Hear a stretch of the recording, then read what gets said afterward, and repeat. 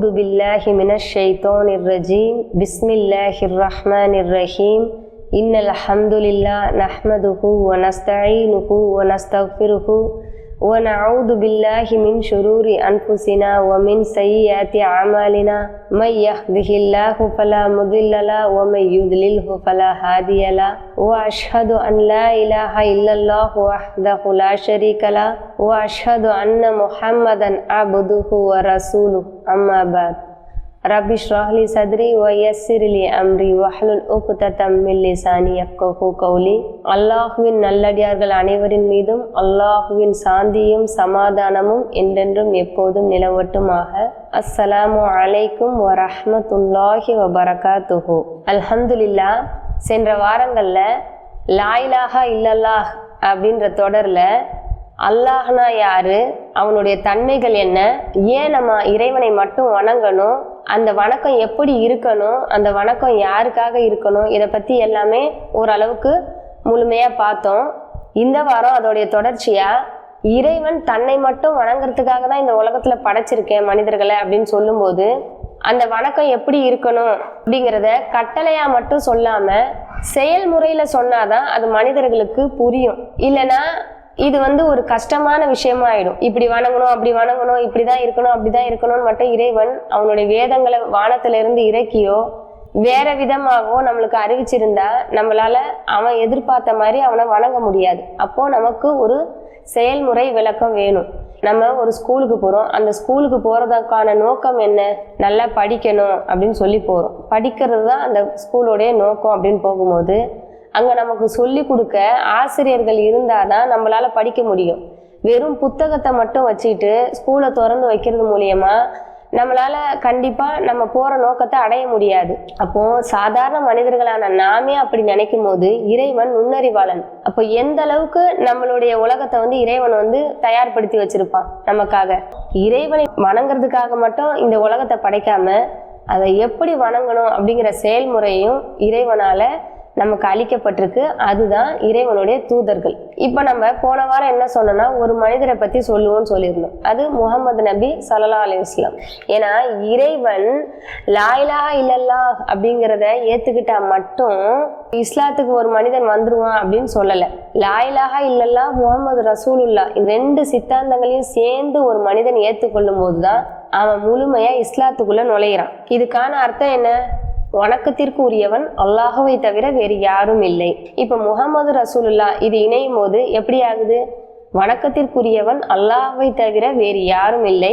முஹம்மது நபி ஸல்லல்லாஹு அலைஹி வஸல்லம் அவர்கள் இறைவனுடைய தூதர், அடியாரும் தூதரும் ஆவார். அப்படியும் நம்ம சொல்லலாம். இறைவனுடைய தூதர்கள் என்னதான் நபிமார்கள் அப்படிங்கிற உயரிய அந்தஸ்தை பெற்றிருந்தாலும் எல்லா மனிதர்களை மாதிரியும் அவங்களும் இறைவனுக்கு அடியார்கள் அப்படின்னு தான் இறைவன் சொல்றான். அதனாலதான் ஆதம் அலைஹிஸ்ஸலாம்ல இருந்து முஹம்மது நபி ஸல்லல்லாஹு அலைஹி வஸல்லம் அவர்கள் வரைக்கும் எல்லா நபிமார்களையும் தன்னுடைய தூதர்களும் அடியார்களுமா இருக்கிறாங்க அப்படின்னு இறைவன் சிறப்பிச்சு சொல்றான். இதுல இருந்து இறைவனுக்கு மனிதர்கள் மத்தியில எந்த பாரபட்சமும் கிடையாது.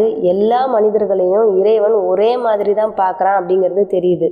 இப்போ நம்ம முஹம்மது நபி அவங்களுடைய வாழ்க்கை வரலாறை பார்க்கறதுக்கு முன்னாடி இப்ப அப்துனா யாரு அப்படிங்கிறத பத்தி ஓரளவுக்கு அல்ஹம்துலில்லாஹ் பார்த்தோம். தூதர்னா யாரு அப்படிங்கிறதையும் நம்ம முழுமையா பார்த்தாதான் நபிமார்கள் எல்லார்கிட்டையும் இருக்க இயற்கை தன்மை என்ன, அவங்களுடைய வேலைகள் என்ன, அவங்க எந்த பணிக்காக வந்தாங்க, அது எல்லாமே நம்மளுக்கு புரியும். ஏன்னா இந்த உலகத்துல முஹம்மது நபி ஸல்லல்லாஹு அலைஹி வஸல்லம் அவர்கள் மட்டும் தூதரா அனுப்பப்படல. ஆதம் அலைஹிஸ்ஸலாம் முதற்கொண்டு, அதாவது இந்த உலகத்துல படைக்கப்பட்ட முதல் மனிதரான ஆதம் அவங்க முதற்கொண்டு இறுதி தூதர் முஹம்மது நபி ஸல்லல்லாஹு அலைஹி வஸல்லம் அவர்கள் வரைக்கும் லட்சக்கணக்கான தூதர்கள் இந்த உலகத்துல அனுப்பப்பட்டிருக்காங்க. அதுல சில பேர்களுடைய வரலாறுகளை இறைவன் தன்னுடைய திருமறையில குறிப்பிட்டு சொல்றான். பல பேர்களுடைய வரலாறு சொல்லப்படவில்லை அப்படின்றதையும் இறைவன் தன்னுடைய திருமறையிலே சொல்றான். இதுல 25 நபிமார்களுடைய வரலாறை இறைவன் தன்னுடைய திருமறையில மனிதர்களுக்கு எடுத்து சொல்றான். இந்த வரலாறுகள் மூலியமா இறைவன் அனுப்பின நபிமார்களை பத்தியும் அவங்களுடைய தன்மைகளை பத்தியும் நம்மளால தெரிஞ்சுக்க முடியும். அப்படி தெரிஞ்சுக்கிட்டாதான் அவங்க என்ன கொண்டு வந்தாங்க, அவங்களுடைய வேலைகள் என்ன, அதை ஏன் நம்ம பின்பற்றணும் அப்படிங்கிறதும் நம்மளுக்கு முழுமையா புரியும். இஸ்லாம்ங்கிற மார்க்கம் வாயால சொல்லப்படுற மார்க்கம் இல்லை, அது வாழ்ந்து காட்டப்பட வேண்டிய மார்க்கம். இப்போ நம்மள மாதிரி எல்லா பலகீனத்திலையும் இருந்து இறைவன் சொல்ற எல்லா கட்டளைகளையும் பின்பற்றி அதை வாழும் போதுதான் நம்மளுடைய வாழ்க்கையே இறைவணக்கமாகுது. ஏன்னா இறைவன் இப்ப மலக்குமார்களை அனுப்பி தூது செய்தியை கொடுத்து அனுப்பியிருந்தானா நம்ம என்ன சொல்லுவோம், மலக்குமார்களால இது பண்ண முடியும், ஏன்னா மலக்குமார்களுக்கு எந்த தேவையும் இல்லை, மலக்குமார்களுக்கு எந்த ஆசையும் இல்லை, அவங்களால இதெல்லாம் செய்ய முடியும், சாதாரண மனிதர்களான நம்மளால எப்படி முடியும் அப்படின்னு சொல்லுவோம்.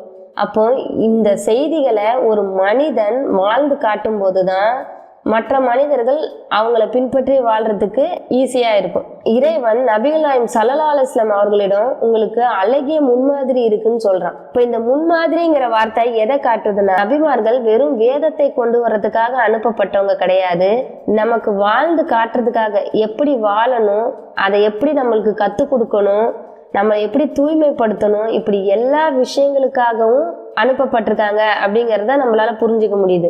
ஏன்னா முன்மாதிரி அப்படின்னு சொல்லும் போதே கண்ணுக்கு முன்னாடி இருக்கிற ஒரு எக்ஸாம்பிள் அப்படிங்கிறது நம்மளுக்கு நல்லா தெரியும். இப்போ இந்த தூதர்கள்ங்கிறவங்க ஒரு ஸ்கூல்ல நியமிக்கப்படுற ஒரு ஆசிரியர்களை மாதிரி இருக்காங்களா அப்படின்னு பார்த்தோம்னா, ஆசிரியர்கள் பாடத்தை சொல்லி கொடுப்பாங்க, அந்த பாடத்தை அவங்களே படிச்சு எக்ஸாம் எழுத போறது இல்லை, பாடத்தை நமக்கு எடுத்துதான் சொல்லுவாங்களே தவிர இந்த பாடத்தை சொல்லி கொடுத்த பிறகு அவங்களோட வேலை முடிஞ்சிடும். இப்போ அந்த மாதிரி தூதர்கள் கிடையாது.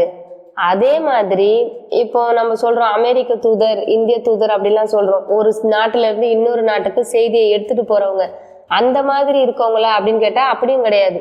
வெறும் இறைவன் கிட்ட இருந்து செய்தியை வாங்குறது, இறை செய்தியை நமக்கு கொடுக்கறது அப்படி மட்டும்தான் அவங்க இருந்தாங்கன்னா அவங்க இந்த மாதிரி சொல்லப்படுவாங்க, அமெரிக்க தூதர், இந்திய தூதர் மாதிரி. ஆனா இந்த தூதர்கள் அவங்க எந்த செய்தியை நமக்கு கொடுக்குறாங்களோ அந்த செய்தியாவே அவங்க வாழணும், வாழ்ந்து காட்டணும், அதுதான் அவர்களுடைய வேலை. இப்ப இந்த தூதர் பணியை அடையறதுக்காக அவங்க அவங்களுடைய திறமைகளாலேயோ அவங்களுடைய ஆற்றலாலேயோ அறிவாலேயோ இல்ல தவத்தாலேயோ இல்ல விருப்பப்பட்டோ இந்த பணியை அடைஞ்சாங்களா அப்படின்னு கேட்டா அதுவும் கிடையாது. இறைவன் அவனுடைய விருப்பப்படி அவங்கள தூதரா தேர்ந்தெடுத்திருக்கான். இப்போ நம்ம மனிதர்களா இருக்கோம், இந்த மனிதர்களா நம்ம ஆகுறதுக்கு நம்ம ஏதாவது முயற்சி செஞ்சோமா அப்படின்னு கேட்டா கிடையாது. இறைவன் நம்மள மனிதனா படைக்கணும், நம்மள ஆடு மாடா படைக்க கூடாது அப்படின்னு சொல்லி முடிவெடுத்துட்டான், அதனால மனிதனா படைச்சிருக்கான். அதே மாதிரிதான் இறை தூதர்களும் இறைவனால தூதர்களா ஆக்கப்படுறாங்க. இந்த தூதர் அப்படிங்கிற ஒரு பதவி அடையறதுக்காக வேண்டி ரொம்ப பாடுபட்டாங்க, கஷ்டப்பட்டாங்க அப்படின்லாம் எந்த தூதருக்கும் இறைவன் கொடுக்கல. இறைவன் தான் விரும்பியவர்களை தூதரா தேர்ந்தெடுக்கிறான். இப்ப திருமறையில பார்த்தோம்னா, இப்ப யஹ்யா அலைஹிஸ்ஸலாம் சிறு வயதிலேயே இறைவன் தூதரா தேர்ந்தெடுத்திருக்கான். அந்த சிறு வயதுல அவங்க என்ன இபாதத் பண்ணிருப்பாங்க, அதே மாதிரி அந்த சிறு வயதுல யஹ்யா அலைஹிஸ்ஸலாம தூதரா தேர்ந்தெடுக்கும் போது அந்த நாட்டிலேயே எத்தனையோ இபாதத்தாளிங்க இருந்திருப்பாங்க, ரொம்ப தொழுகிறவங்க, ரொம்ப நோன்பு வைக்கிறவங்களா இருந்திருப்பாங்க. அவங்களெல்லாம் விட்டுட்டு இறைவன் யஹ்யா அலைஹிஸ்ஸலாம தூதரா தேர்ந்தெடுக்கிறான். அதே மாதிரி இப்ப ஈசா அலைஹிஸ்ஸலாம் பார்த்தோம்னா அவங்க இன்னும் சின்ன பிள்ளையா, அதாவது தொட்டில் குழந்தையா இருக்கும் போதே ஈசா அலைஹிஸ்ஸலாம தூதரா தேர்ந்தெடுக்கிறான். அப்ப அவங்க என்ன பண்ணிருப்பாங்க, பிறக்கும் போதே நன்மையான காரியங்கள் செஞ்சு இந்த தூதரா தேர்ந்தெடுக்கப்பட்டாங்க, அதுக்கு தகுதி உடையவனானாங்க அப்படின்னு பார்த்தோம்னா எதுவுமே இருக்காது. இப்போ நபிகள் நாயகம் ஸல்லல்லாஹு அலைஹி வஸல்லம் அவர்களை 40 வயதுல தூதரா தேர்ந்தெடுத்திருக்கான். இடைப்பட்ட வயதுகள்லயும் எத்தனையோ தூதர்களா தேர்ந்தெடுத்திருக்கான். அப்போ இது எல்லாமே இறைவனுடைய இஷ்டம் அப்படிங்கிறது இதுல இருந்து புரிஞ்சுக்கலாம். இறைவன் எல்லா சமுதாயத்துக்கும் தூதர்களை அனுப்பி இருக்கான். எல்லா தூதர்களுடைய செயலுமே என்னன்னா, இப்ப நம்ம பார்த்தோம் இல்லையா, லா இலாஹா இல்லல்லாஹ் முஹம்மது ரசூலுல்லாஹ்னு பார்த்தோம். அந்த முதல் வாக்கியத்தை மற்ற மனிதர்களுக்கு எடுத்து சொல்லி அவங்கள இறைவனை மட்டும் வணங்கக்கூடிய மக்களா மாத்துறது தான் தூதருடைய பணி அப்படிங்கறத இறைவன் தன்னுடைய திருமறையில சொல்றான்.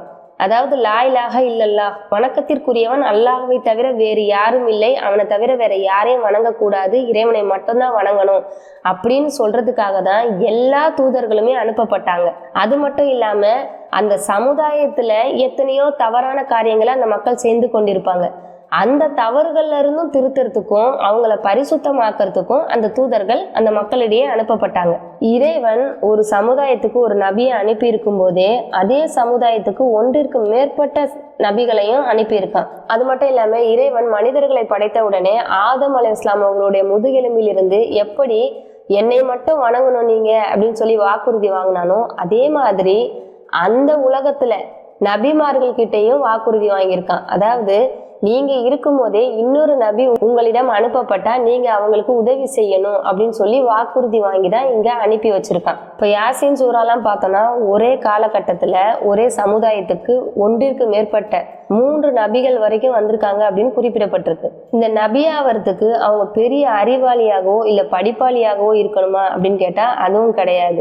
ஏன்னா நபிகள் நாயகம் ஸல்லல்லாஹு அலைஹி வஸல்லம் அவர்கள் உம்மி நபி, அவர்களுக்கு படிக்க எழுதவே தெரியாது. இறைவன் கிட்ட இருந்து வந்த தூது செய்திய மனிதர்களுக்கு அழகான முறையில எடுத்து சொல்ற வல்லமை உடையவங்களா நபிமார்கள் இருக்கணும் அப்படின்னு எதிர்பார்க்கிறான்.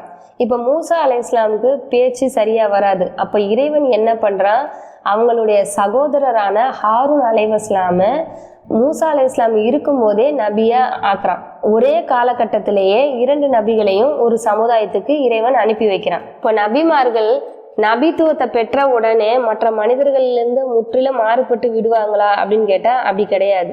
அவங்க மற்ற மனிதர்கள் மாதிரி தான் தோற்றத்திலையும் இருப்பாங்க, குணநலன்களையும் இருப்பாங்க, எல்லா தேவைகளையுமே அவங்க மற்ற மனிதர்கள் மாதிரி தான் இருப்பாங்க.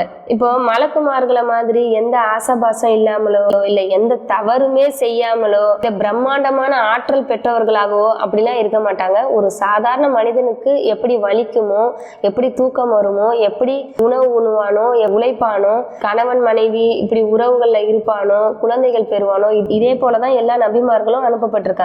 இறைவன் தன்னுடைய திருமறையிலையும் இதை பல இடங்கள்ல சொல்லி காட்டுறான். அதாவது நபிமார்களை பொய்யாக்குனாங்களே அந்த மனிதர்கள் என்ன சொன்னாங்களாம் தெரியுமா, நீங்க எங்களை போன்ற மனிதர்களை வேற இல்ல, எங்களுடைய மூதாதையர்கள் வணங்கி கொண்டிருந்தவற்றை விட்டும் எங்களை நீங்க தடுக்க வந்திருக்கீங்களா அப்படின்னு கேட்டாங்களாம்.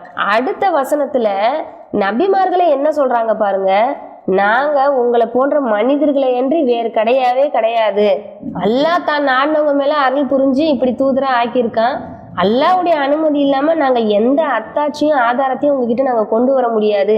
அவங்களும் நாங்க சாதாரண மனிதர்கள் தான் அப்படிங்கிறத ஒத்துக்கிட்டு பேசுறாங்க. இறைவன் இன்னொரு வசனத்துல என்ன சொல்றான்னா, அவங்க உணவு அருந்துறவங்களா இருந்தாங்க, கடை வீதிகள்ல நடமாடுறவங்களா இருந்தாங்க அப்படின்னு சொல்லும் போது அவங்க உணவு உண்றவங்களாகவும் மற்ற மனிதர்கள் மாதிரி மலஞ்சலம் கடிக்கக்கூடியவர்களாகவும் அந்த உணவுக்காக வேண்டி முயற்சி செய்து வேலை செய்யக்கூடியவர்களாகவும் கடை வீதிகளுக்கெல்லாம் செல்லக்கூடிய மனிதர்களாகவும் தான் அந்த தூதர்கள் இருந்திருக்காங்க அப்படிங்கிறத சொல்றான். அதனாலதான் அந்த காஃபிர்கள் என்ன சொல்றாங்க, இவங்க நீங்க உண்றதை தான் அவங்களும் உண்றாங்க, நீங்க குடிக்கிறது தான் அவங்களும் குடிக்கிறாங்க. அதாவது நம்ம இப்படி நினைச்சிடக்கூடாது, அவங்க உண்ணுவாங்க அப்படின்னு சொன்ன உடனே அவங்களுக்கு ஸ்பெஷலா இறைவன் கிட்ட இருந்து சாப்பாடு வரும், அதை தான் அவங்க சாப்பிடுவாங்க அப்படின்னு நம்ம நினைக்க கூடாது. இறைவனிடம் இருந்து அவங்களுக்கு உண்றதுக்கோ பருகிறதுக்கோ தனி விதமான பானங்கள் வரும். அவங்க அதெல்லாம் சாப்பிட்டு அவங்களுடைய உடம்ப ஸ்பெஷலா பார்த்துப்பாங்க.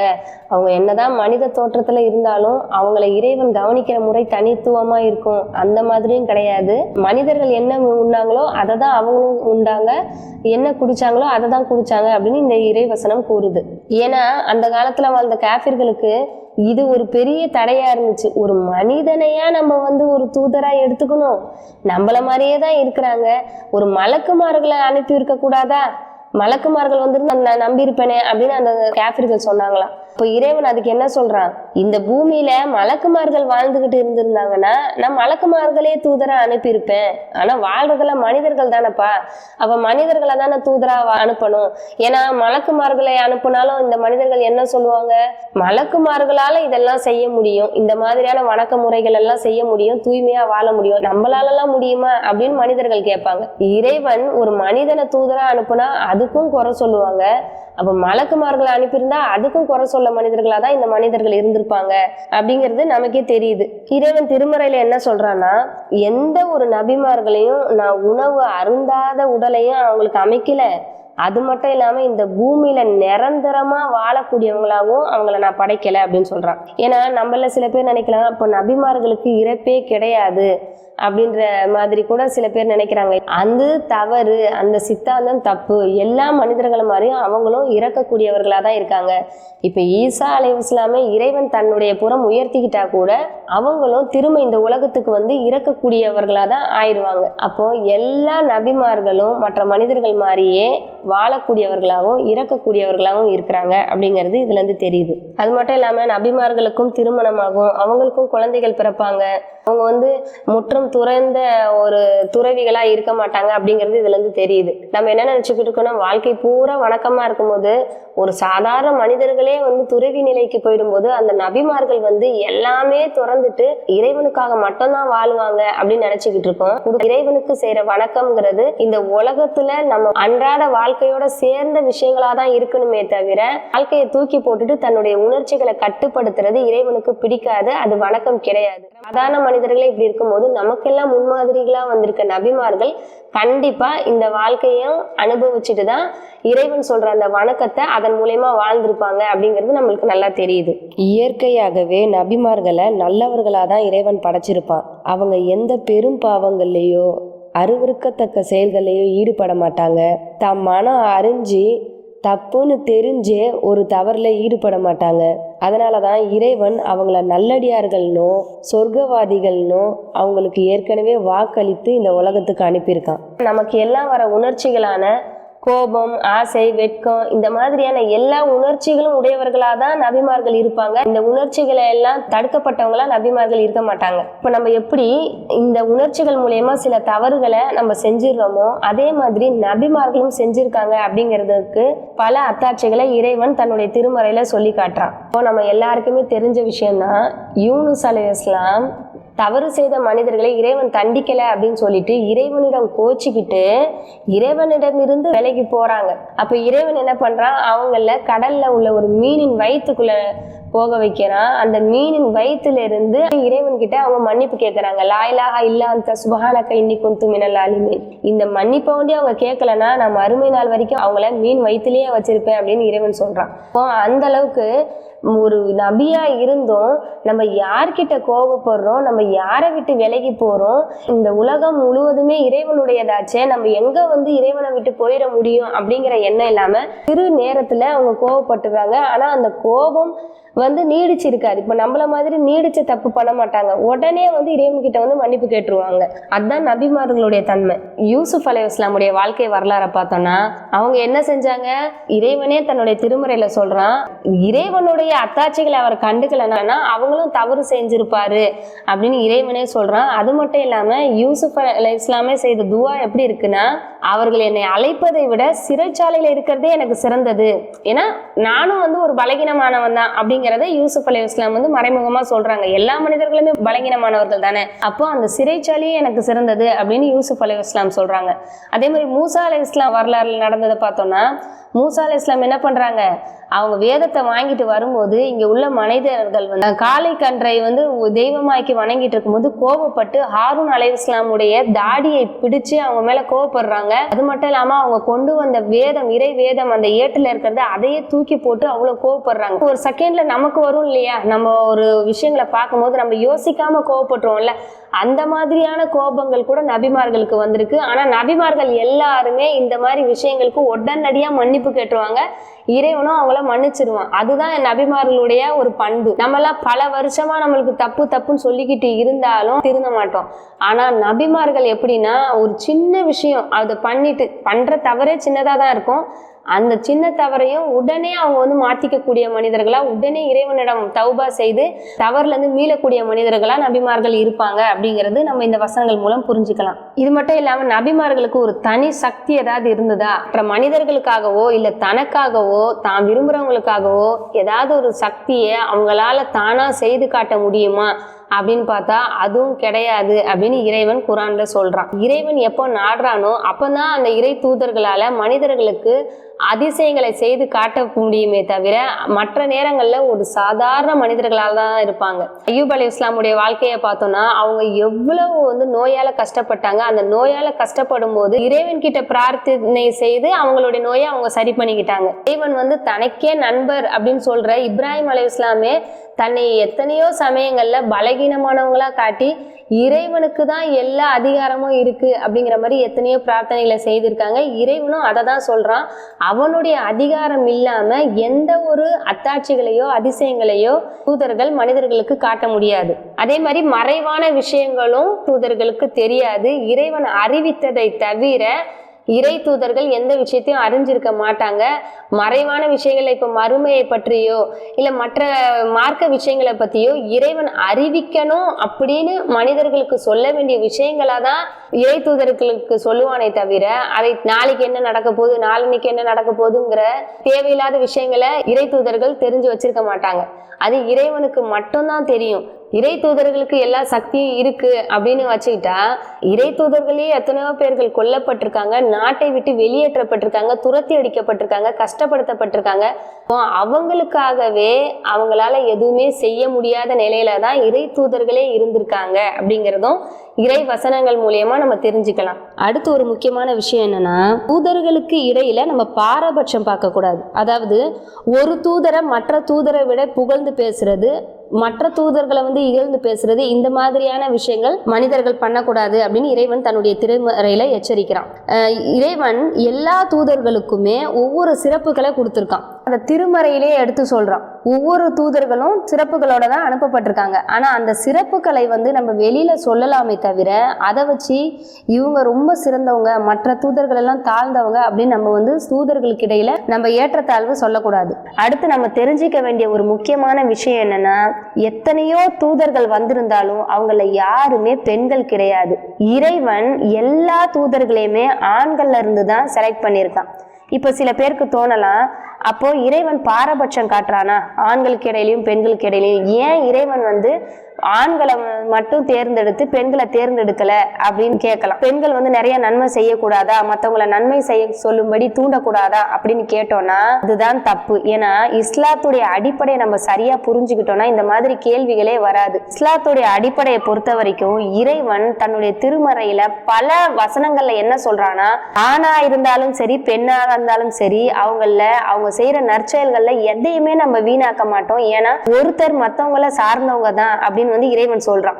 ஆணா இருந்தாலும் பெண்ணா இருந்தாலும் நல்ல அமல்கள்ல ஒரு கடுகளவும் குறையாது அப்படின்னு இறைவன் சொல்றான். அடுத்து ஆணாயினும் பெண்ணாயினும் மூமினாக இருந்து அவங்க நற்செயலை செஞ்சாங்கன்னா அவங்களுக்கு இந்த உலகத்திலயும் மனமிக்க வாழ்க்கையை கொடுக்கும், மறுமையிலேயும் அவர்களை தூய்மையான வாழ்க்கை வாழ செய்வோம், கூலியை கொடுப்போம் அப்படின்னு இறைவன் சொல்றான். இதெல்லாம் என்ன, மூமின்கள் எல்லாருக்குமே இறைவன் ரெண்டு பெண்களை தான் எடுத்துக்காட்டா சொல்றான். ஆசியா அலைஹிஸ்ஸலாமியும் மரியம் அலைஹிஸ்ஸலாமியும் தான் இறைவன் இந்த உலக மக்கள் எல்லாருக்குமே சிறந்த எடுத்துக்காட்டா சொல்றான். அப்படின்னா எந்த அளவுக்கு இஸ்லாம் பெண்களுக்கு முதல் உரிமை கொடுக்குது அப்படின்னு நம்ம பார்க்கணும். இவங்கள மாதிரி நீங்க எல்லாருமே நடந்துக்கங்க. அதாவது உலகத்துல உள்ள ஆண்களா இருந்தாலும் சரி பெண்களா இருந்தாலும் சரி இவங்க எப்படி இருந்தாங்களோ, எந்த அளவுக்கு ஆசியா அலைஹிஸ்ஸலாம் அந்த ஃபிரௌன் கிட்ட கஷ்டப்பட்டுக்கிட்டு மார்க்கத்தை ஃபாலோ பண்ணாங்களோ, எந்த அளவுக்கு மரியம் அலைஹிஸ்ஸலாம் அதிகமா நன்மையான காரியங்களை செய்தாங்க, இந்த மாதிரி நீங்களும் இருக்கணும் அப்படின்னு இறைவன் மற்ற மனிதர்களுக்கு அறிவுரை கொடுக்கிறான். ஒரு ஆணையே பெண்ணை பார்த்து நடக்க சொல்றான். இப்போ இதுல இருந்து நம்ம என்ன தெரிஞ்சுக்கலாம்னா, இறைவன் எது செய்தாலும் ஒரு காரணம் இருக்கும். எடுத்துக்காட்டா இருக்கிறதுக்கும் அதே நேரத்துல நம்ம முன்மாதிரி அப்படின்னு சொல்லி ஒரு இறங்கி பணி செய்யறதுக்கும் வித்தியாசம் இருக்கு. இப்போ பெண்கள் அல்ஹம்துலில்லாஹ் நம்ம எவ்வளவு தாவா செய்யறோம், கண்டிப்பா தாவா செய்யணும். சஹாபிய பெண்கள் எல்லாருமே பயங்கரமா தாவா செஞ்சிருக்காங்க. அதனாலதான் இஸ்லாம் அந்த அளவுக்கு வளர்ந்துருக்கு. நம்ம அதை நபிகள் நாயகம் ஸல்லல்லாஹு அலைஹி வஸல்லம் அவங்களுடைய வரலாற்றுல பார்க்கலாம். எந்த அளவுக்கு தைரியத்தோடையும் துணிச்சலோடையும் அது நபிகளாருடைய மனைவி ஆகட்டும் இல்லைன்னா இருக்க பெண்கள் ஆகட்டும் எந்த அளவுக்கு நபிகள் நாயகம் ஸல்லல்லாஹு அலைஹி வஸல்லம் அவங்களுக்கு சுதந்திரம் கொடுத்திருந்தாங்க. மார்க்க விஷயமாக இருந்தாலும் சரி, அவங்களுடைய வாழ்க்கை விஷயமா இருந்தாலும் சரி, எந்த அளவுக்கு அவங்களுக்கு சுதந்திரம் கொடுத்திருந்தாங்க அப்படிங்கறத நம்ம பார்க்கலாம். ஒரு இடத்துக்கு தூதரா ஒருத்தர் அனுப்பப்படும் போது அவங்க இந்த உலகத்துல இருக்க தூதர் மாதிரி கிடையாது. ஒரு அமெரிக்க தூதர் போய் இந்தியாவுக்குள்ள பேசுறது மாதிரியும் இந்திய தூதர் போய் ஆப்கானிஸ்தான்ல பேசுற மாதிரி இந்த மாதிரியான விஷயங்கள் அங்க நடக்க போறது கிடையாது. இந்த உலகத்திலே ஒரு நாட்டில இருந்து மற்ற நாட்டுக்கு அனுப்பப்படுற தூதர்களை எதுவும் செய்திடக்கூடாது அப்படிங்கிறது நம்ம சட்டத்திலேயே இருக்கு. ஏன்னா தூதர்கள் பாதுகாக்கப்பட வேணும்னு. ஆனா அப்ப மார்க்கத்திற்காக அனுப்பப்பட்ட தூதர்கள் அந்த மாதிரி கிடையாது. அந்த தூதர்களை மனிதர்கள் கொன்னாங்க, கல்லால் எடுத்து அறிஞ்சாங்க, அவங்கள பைத்தியக்கார பட்டம் கொடுத்தாங்க, அவங்கள ஊரை விட்டு விரட்டினாங்க, அவங்களுக்கு கொடுக்க முடியாத கடும் பிரச்சனைகளை கொடுத்தாங்க, அவங்கள எல்லா விதத்திலையுமே கஷ்டப்படுத்தினாங்க. இப்போ ஒரு ஆணா இருக்கும்போது நம்ம உடலாலையும் மனசாலையும் கஷ்டப்படலாம். ஆனா ஒரு பெண்ணா இருக்கும்போது அது வேற விதமா மாறிடும். பெண்ணா இருக்கும்போது என்ன ஆகும், அவங்களுடைய கற்புக்கு பாதிப்பு ஏற்படலாம், அவங்களுடைய கண்ணியத்துக்கு பாதிப்பு ஏற்படலாம். இந்த மாதிரியான விஷயங்கள் இருக்கும்போது ஒரு தூதரா, அதாவது இந்த உலகத்துல நம்ம பாதுகாப்பு கொடுத்து அனுப்பப்படுற தூதரா இருந்தா பிரச்சனை கிடையாது, போயிட்டு சைன் போட்டு விஷயத்த சொல்லிட்டு வரலாம். நம்மளை எதிர்க்கிறவங்க முன்னாடியும் நம்ம துணிச்சலா நிக்கணும். இந்த மாதிரி விஷயங்கள் இருக்கும்போது, அதுவும் அந்த மாதிரியான காட்டுமிராண்டி சமுதாயங்களுக்கு இடையில ஒரு பெண் போய் தூதரா நின்னுனா அவங்க பலவித கஷ்டங்களுக்கு உட்படுறது மட்டும் இல்லாம அசிங்கங்களுக்கும் உட்பட்டுருவாங்க அப்படின்னு இறைவன் அந்த வேலையை பெண்களுக்கு கொடுக்கல. இறை தூதரா தேர்ந்தெடுக்க மட்டும்தான் இந்த ஒரு கட்டுப்பாடை தவிர மற்றபடி நன்மையான காரியங்களை நம்ம ஆண்களை விடவே அதிகமா செய்து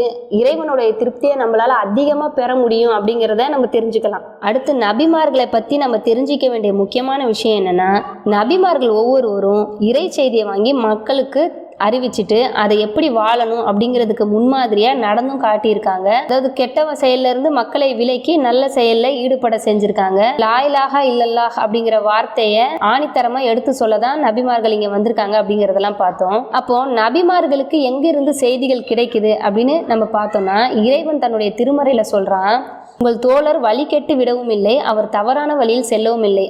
அதாவது நபிகள் நாயகம் ஸல்லல்லாஹு அலைஹி வஸல்லம் அவர்களை பற்றி மக்களிடம் இறைவன் சொல்றான், உங்கள் தோழர் எதையும் தவறான விஷயங்களை பண்ணிக்கிட்டு இல்லை, அவர் தம் இச்சைப்படி பேசுவதில்லை. எந்த விஷயத்தையும் பேசுறதா இருந்தாலும் நபிமார்கள் அவங்களுடைய இச்சைப்படி பேசவே மாட்டாங்க. இது எல்லாமே இறைவனுடைய கட்டளைப்படி தான் அவங்க பேசுவாங்க. அது அவருக்கு எப்படி வருதுன்னா, வஹி மூலம் அறிவிக்கப்படுவது என்று வேறில்லை.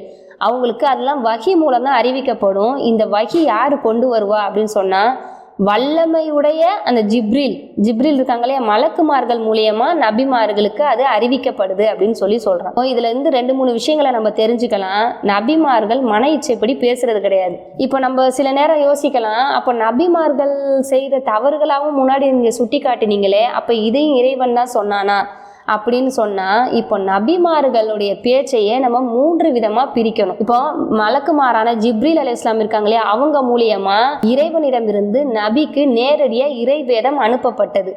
அதை நபிகள் நாயகம் ஸல்லல்லாஹு அலைஹி வஸல்லம் அவர்களோ இல்ல மற்ற தூதர்களோ மற்ற மனிதர்களுக்கு எடுத்து வச்சாங்க. இது மட்டும் இல்லாம இறைவன் நிறைய வசனங்கள்ல என்ன சொல்றான், எல்லா நபிமார்களை பற்றி பேசும்போதும் அவங்களுக்கு வேதத்தையும் ஞானத்தையும் கொடுத்தோம் அப்படின்னு சொல்றான். அப்போ இந்த வேதத்தை தவிர இறைவன் ஞானம் அப்படிங்கிற ஒரு விஷயத்தையும் சேர்த்து நபிமார்களுக்கு கொடுத்துருக்கான் அப்படிங்கிறது தெரியுது. ஏன்னா எல்லா நபிமார்களை பத்தி பேசும்போதும் அவங்களுக்கு வேதத்தையும் ஹிக்மத்தையும் கொடுத்தோம் அப்படின்னு சொல்றான். வேதம் இப்போ குரான் எடுத்துக்கலாமே. இப்போ குரான்ல ஒரு சில விஷயங்கள் சொல்லப்பட்டிருக்கு அப்படின்னா அதோடைய விளக்கம் ஃபுல்லாவே குரான்ல கொடுக்கப்பட்டிருக்காது. இப்போ தொழுகணும், நோன்பு வைக்கணும் அப்படின்னு சொல்லப்பட்டிருக்கு குரான்ல அப்படின்னா, எப்படி தொழுவணும், எப்படி நோன்பு வைக்கணும், எப்படி ஜகாத் கொடுக்கணும், எப்படி ஹஜ்ஜு செய்யணும், இது எல்லாமே எதில் கொடுக்கப்பட்டிருக்கும்? நபிமார்களுக்கு கொடுக்கப்பட்ட அந்த ஹிக்மத், அந்த ஞானத்தில் கொடுக்கப்பட்டிருக்கும். அப்போ நம்ம குரான்ல பார்க்கறதுலாம் கட்டளைகளை தான் தவிர அந்த விளக்க உரை எப்படி அதை பண்ணணும், எப்படி நடைமுறைப்படுத்தணும் அப்படிங்கிறது நபிமார்களுக்கு இறைவன் வேறொரு மூலியமா அறிவிச்சிட்டு இருந்திருக்கான் அப்படிங்கிறது தெரியுது. அதை தான் இறைவன் குரான்ல சொல்றான், எவர் இவ்வேதத்தையும் நம்முடைய தூதர்கள் கொண்டு வந்ததையும் பொய்ப்பிக்கின்றார்களோ அவர் விரைவிலேயே அறிந்து கொள்வார்கள் அப்படின்னு சொல்லி. வேதத்தையும் சொல்றது நம்ம குரான், இன்ஜீல், தௌராத் இந்த மாதிரி இறை வசனங்களை சொல்லலாம். ஆனா தூதர்கள் கொண்டு வந்ததையும் அப்படின்னு சொல்ற விஷயம் என்னன்னா, அதுதான் ஹதீஸ். அப்போ நிறைய பேர் வழிகெட்டு போய் என்ன பண்றாங்கன்னா, நாங்கள் குரானை மட்டுமே பின்பற்றுறோம், எங்களுக்கு ஹதீஸ் வேணாம், நாங்கள் அதை பின்பற்ற மாட்டோம். அப்போ யார் இப்படி சொல்றாங்களோ அவங்க குரானையே புறக்கணிக்கிறாங்க அப்படின்னு அர்த்தம். ஏன்னா இறைவன் குரான்லயே சொல்றான், அவங்க வேதத்தையும் நபிமார்கள் கொண்டு வந்ததையும் பின்பற்றுவாங்க அப்படின்னு சொல்லி. ஏன்னா இன்னைக்கு இஸ்லாம்னு நம்ம ஃபாலோ பண்ற அந்த மார்க்கத்துல குரான்ல இல்லாத எவ்வளோ விஷயங்களை நம்ம பண்ணிக்கிட்டு இருக்கோம். அதை பண்ணணும், அதுதான் சுன்னத்து அப்படின்னு சொல்றோம். அப்போ அதெல்லாம் நம்ம எங்க இருந்து அடைகிறோம்? அதெல்லாம் நபிகளாருடைய வாழ்க்கை மூலியமா தான் நம்மளால கற்றுக்கொள்ள முடியும்.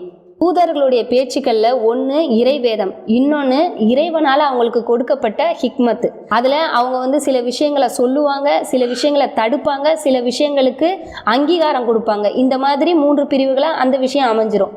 3வது அவங்க வாழ்க்கையில, அன்றாட வாழ்க்கையில அவங்க பேசின சில பேச்சுக்கள். இப்போ நபிகள் நாயகம் ஸல்லல்லாஹு அலைஹி வஸல்லம் அவங்களுடைய வாழ்க்கையிலே நம்ம பார்த்தோன்னா கூட அவங்க மார்க்க விஷயமா சில விஷயங்களை சொல்லியிருந்தாலும் மார்க்கத்துல இல்லாத விஷயங்களாகவும் சில விஷயங்களை பேசியிருக்காங்க. விவசாயத்தை பத்தி நபிகள் நாயகம் ஸல்லல்லாஹு அலைஹி வஸல்லம் அவங்க கிட்ட கேட்கப்படும் போது அவங்க ஒரு அறிவுரை சொல்றாங்க. அந்த அறிவுரையின்படி சஹாபாக்கள் செய்யும் போது அதுல நஷ்டம் ஏற்பட்டுருது. அப்போ என்ன சொல்றாங்க, இந்த மாதிரி நஷ்டம் ஆயிடுச்சு அப்படின்னு சொல்லும் போது, உங்களுடைய உலக விஷயம் உங்களுக்கு தான் நல்லா தெரியும், பத்தி எனக்கு அவ்வளவா தெரியாது அப்போ நபிகள் நாயகம் சாதாரணமாக பேசின எல்லா பேச்சுக்களையுமே நம்ம பின்பற்றி ஆகணும் அப்படிங்கிறது இல்லை. இப்போ பேரிச்சம்பழம் எல்லாருமே சாப்பிட்டாங்க, இப்போ நபிகள் நாயகமும் பேரிச்சம்பழம் சாப்பிட்டாங்க அப்படின்னா அது எல்லாருமே பேரிச்சம்பழம் தான் சாப்பிட்டாங்க, அதனால நபிகள் நாயகம் சாப்பிட்டதுனால நம்ம அதை சாப்பிட்டாகணும்னு இல்லை. ஆனால் நோன்பு திறக்கும் போது பேரிச்சம்பழம் சாப்பிடணும் அப்படின்னு அவங்க சொன்னாங்கன்னா அது சுன்னத்து, அதை நம்ம கண்டிப்பாக ஃபாலோ பண்ணி ஆகணும். இதுதான் இறைவன் தன்னுடைய திருமறையில சொல்றான், அல்லாஹ்வுக்கும் தூதர்களுக்கும் இடையில பாகுபாடு பார்க்கக்கூடாது. அதாவது இந்த மாதிரி இறை வேதத்தை ஏற்றுக்கிட்டு தூதர்கள் கொண்டு வந்த விஷயங்களை ஏற்றுக்காம இருக்கும்போது நம்ம பாகுபாடு காட்டுறதா ஆயிடும், அவங்க எல்லாம் வழி கெட்டவங்க, அவங்க காஃபிர்கள் அப்படின்னு இறைவன் தன்னுடைய திருமறையில சொல்றான். அப்போ குரான் ஹதீஸ், அதாவது இறைவனுடைய வேதம் நபிகளார் சொன்ன வார்த்தைகள், இது ரெண்டுமே பின்பற்ற தகுந்தது. இதை பின்பற்றினாதான் ஒருத்தன் முஸ்லீம் அப்படிங்கிறத நம்ம புரிஞ்சுக்கலாம். இதை தான் இறைவன் தன்னுடைய திருமறையில் இன்னொரு வசனத்தில் என்ன சொல்கிறான்னா, அவன் தான் எழுத்தறிவில்லா மக்களிடம் அவனுடைய வசனங்களை ஓதி காட்டி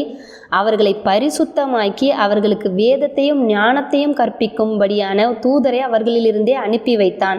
அவர்களோ அதற்கு முன்னர் பகிரங்கமான வழிகேட்டிலே இருந்தனர். இப்போ இந்த இறை வேதத்தை எப்படி இருக்கும் அப்படின்னு சொல்லி கற்றுக் கொடுக்க தான் வந்தாங்கன்னா அவங்க அரபி மொழியை கற்றுக் கொடுக்க வந்தாங்க அப்படின்ற மாதிரி ஆயிடும். ஆனால் எப்படி வாழணும் அப்படிங்கிறத சொல்லி கொடுக்கும் போது தான் அவளை நம்ம முழுமையாக பரிசுத்தப்படுத்த முடியும். அதை தான் இறைவன் இங்கே சொல்கிறான். நபிகள் நாயகம் ஸல்லல்லாஹு அலைஹி வஸல்லம், அதாவது அதுக்கு முந்தி உள்ள மனிதர்களெல்லாம் நம்ம விட்டுருவோம். நபிகள் நாயகம் ஸல்லல்லாஹு அலைஹி வஸல்லம் உடைய காலத்தில் எந்த மாதிரி மனிதர்கள் ஜாஹிலியத்தில் இருந்தாங்க அப்படின்னு தெரியும். எந்த அளவுக்கு அதுக்கு பின்னாடி இந்த லா இலாஹா இல்லல்லாஹ் முஹம்மது ரசூலுல்லாஹ் வந்த பிறகு அவங்க எந்த மாதிரி மாறினாங்க அப்படின்னு நம்ம எவ்வளோ வரலாறுகள் மூலியமாக நம்மளால் தெரிஞ்சுக்க முடியும். அது எதனாலனா அவங்களுக்கு வெறும் வேதம் மட்டும் கொடுக்கப்படலை, அவங்களுக்கு அந்த ஞானத்தையும் கொடுக்கப்பட்டு அவங்க அதை கற்றுக் கொடுத்தாங்க அப்படிங்கிறது நம்மளுக்கு தெரியுது. அதை தான் இறைவன் நபிகள் நாயகம் ஸல்லல்லாஹு அலைஹி வஸல்லம் அவங்கள எப்படி அனுப்பிச்சிருக்காங்கன்னு சொல்கிறான். அதாவது இவர்களுக்காகவும் இவர்களுடன் சேராத பிற்காலத்தவருக்காகவும், அதாவது நபிகள் நாயகம் ஸல்லல்லாஹு அலைஹி வஸல்லம் அவர்கள் தான் இறுதி தூதர் அப்படிங்கிறது நம்மளுக்கு தெரியும். அந்த ஜாஹிலியத்தில் இருந்த மனிதர்களுக்காகவும் அதுக்கப்புறம் பிற்காலத்தில் வரப்போகிற மனிதர்களுக்காகவும் இந்த தூதரை நான் அனுப்பி வச்சேன் அப்படின்னு இறைவன் சொல்கிறான். அல்ஹம்துலில்லாஹ், இறை தூதர்களை பற்றி ஓரளவுக்கு நம்ம தெரிஞ்சிருப்போம். அடுத்த வாரத்திலிருந்து இறை தூதர்களின் முத்திரையான நபிகள் நாயகம் ஸல்லல்லாஹு அலைஹி வஸல்லம் அவர்களுடைய வாழ்க்கை வரலாறை முழுமையாக படிப்படியாக தெரிஞ்சுக்க போகிறோம். அப்போ இதில் ஏதாவது விஷயங்கள் விடுபட்டிருந்தாலும் அதில் சேர்த்து பார்ப்போம் இன்ஷா அல்லாஹ். வாஹிர் தவானா அனில் ஹம்துலில்லாஹி ரப்பில் ஆலமீன். அஸ்ஸலாமு அலைக்கும் வரஹ்மத்துல்லாஹி வபரகாத்துஹு. கேள்வி நேரம். சூரா ஜுமா 62வது அத்தியாயத்தில் அல்லாஹ் கூறுவதாக, இங்கு எந்தெந்த வசனங்கள் குறிப்பிடப்பட்டுள்ளன, அவற்றின் மூலம் என்ன நீங்கள் அறிந்து கொண்டீர்கள்?